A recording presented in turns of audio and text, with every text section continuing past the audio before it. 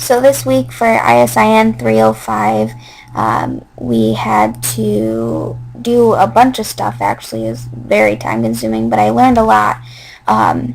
So the first step for assignment 12, we had to create a catalog app.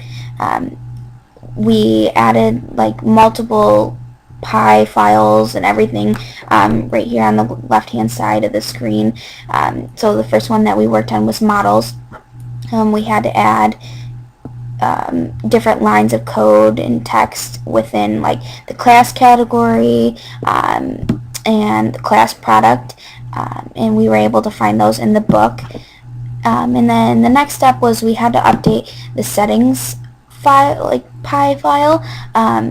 We had to add the installed app section, which is right here, and these were all in the folder that was provided. We then had to modify and add the new databases section. And then also the third thing was adding the template context processors section. And then also later on we had to add, like at the almost the very end of the project, we had to add the site name, keywords, and description. So then our next step, we had to add the URLs file. We got that directly from one of the folders that was provided to us as well.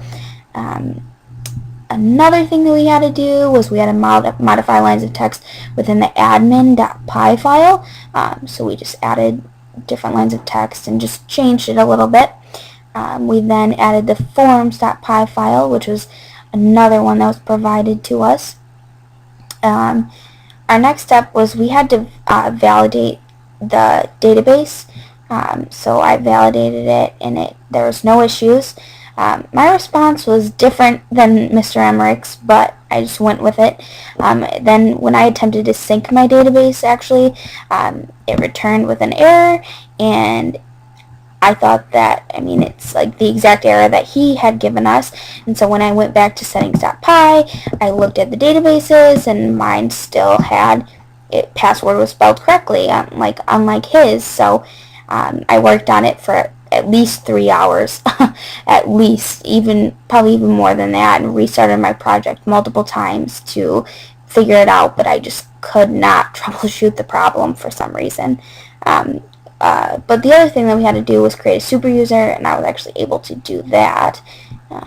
Scroll down a little bit. So we had to do, yes, username, email address, password, so it was created successfully, as it says right here.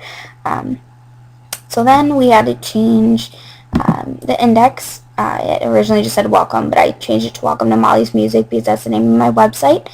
We added the CSS.css. We just added this last little section that he provided to us.